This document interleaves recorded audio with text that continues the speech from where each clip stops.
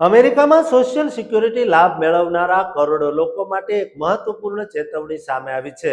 જો તમે દર મહિને સોશિયલ સિક્યુરિટીનો ચેક અથવા ડાયરેક્ટ ડિપોઝિટ દ્વારા પેમેન્ટ મેળવો છો, તો આગામી પેમેન્ટ પહેલા કેટલીક જરૂરી બાબતોની ચકાસણી કરવી ખૂબ જ મહત્વપૂર્ણ ગણી છે. છેલ્લા કેટલાક સમયથી ટેકનિકલ ભૂલો, બેંક એકાઉન્ટ સંબંધિત સમસ્યાઓ, ઓવરપેમેન્ટ રિકવરી અને સ્કેમર્સની વધતી પ્રવૃત્તિઓને કારણે હજારો લોકોને તેમના સોશિયલ સિક્યુરિટી પેમેન્ટમાં વિલંબ, કપાત અથવા પેમેન્ટ બંધ થઈ જવાની સમસ્યાનો સામનો કરવો પડ્યો છે.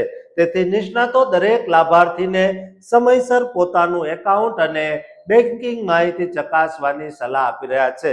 સૌથી પહેલા વાત કરીએ એવી ટેકનિકલ ભૂલની જે દર વર્ષે હજારો લોકોને અસર કરે છે. અંદાજે 12,000 જેટલા જીવિત અમેરિકનોના સોશિયલ સિક્યુરિટી રેકોર્ડમાં ભૂલથી ડેથ ઇન્ડિકેટર સક્રિય થઈ જાય છે. આ ભૂલ સોશિયલ સિક્યુરિટી નંબરમાં આંકડાની અદલા બદલી, એમ્પ્લોયર દ્વારા ખોટો રિપોર્ટ મોકલવો અથવા રાજ્યના રેકોર્ડ સાથે ડેટા મેચિંગ દરમિયાન થયેલી ભૂલને કારણે થઈ શકે છે. આવી સ્થિતિમાં સોશિયલ સિક્યુરિટીનું પેમેન્ટ તરત જ બંધ થઈ જાય છે અને માય સોશિયલ સિક્યુરિટી એકાઉન્ટમાં લોગિન કરવામાં પણ મુશ્કેલી પડી શકે છે. જો આવું બને તો તરત જ સોશિયલ સિક્યુરિટી એડમિનિસ્ટ્રેશનનો સંપર્ક કરવો અને જરૂરી દસ્તાવેજો સાથે નજીકની ઓફિસમાં જઈને રેકોર્ડ સુધારવાની પ્રક્રિયા શરૂ કરવી જોઈએ. બીજી મહત્વપૂર્ણ સમસ્યા બેંક એકાઉન્ટ બદલવાની છે.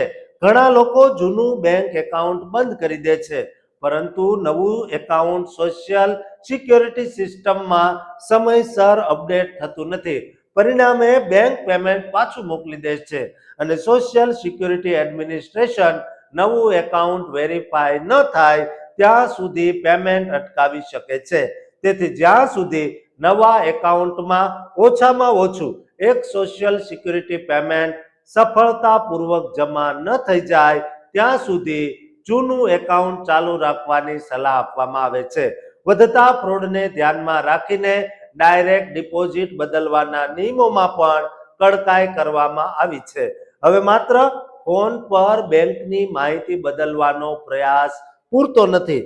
જો જરૂરી વેરિફિકેશન પૂર્ણ ન થાય તો ફેરફાર અટકી શકે છે અને પેમેન્ટ જૂના એકાઉન્ટમાં જતું રહે છે.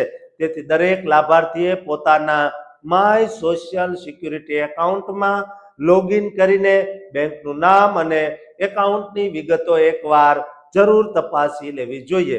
આ ઉપરાંત ઓવરપેમેન્ટ રિકવરી પણ ઘણા લોકો માટે ચિંતાનો વિષય બની છે. જો સોશિયલ સિક્યુરિટી એડમિનિસ્ટ્રેશનને લાગે કે ભૂતકાળમાં તમને પાત્રતા કરતા વધુ રકમ ચૂકવાય છે, તો ભવિષ્યના પેમેન્ટમાંથી કપાત શરૂ થઈ શકે છે. જો તમને લાગે કે ગણતરી ખોટી છે અથવા કપાત યોગ્ય નથી, તો ઉપલબ્ધ અપીલ પ્રક્રિયા દ્વારા રાહત મેળવવાનો વિકલ્પ પણ રહે છે. છેલ્લે સૌથી મોટી ચેતવણી સ્કેમર્સને લઈને છે. છેલ્લા કેટલાક મહિનાઓમાં સોશિયલ સિક્યુરિટી લાભાર્થીઓને નિશાન બનાવીને છેતરપિંડીના બનાવોમાં વધારો થયો છે. સ્કેમર્સ પોતાને સોશિયલ સિક્યુરિટી અધિકારી તરીકે ઓળખાવી તમારા એકાઉન્ટમાં સમસ્યા હોવાનું કહી બેન્કિંગ માહિતી અથવા વ્યક્તિગત વિગતો માંગે છે. યાદ રાખો દોસ્તો, સોશિયલ સિક્યુરિટી એડમિનિસ્ટ્રેશન ક્યારેય પણ ફોન કરીને તમારો બેંક એકાઉન્ટ નંબર, પાસવર્ડ અથવા ગુપ્ત માહિતી માંગતું નથી. તેથી આવા કોઈ પણ કોલથી સાવધાન રહો.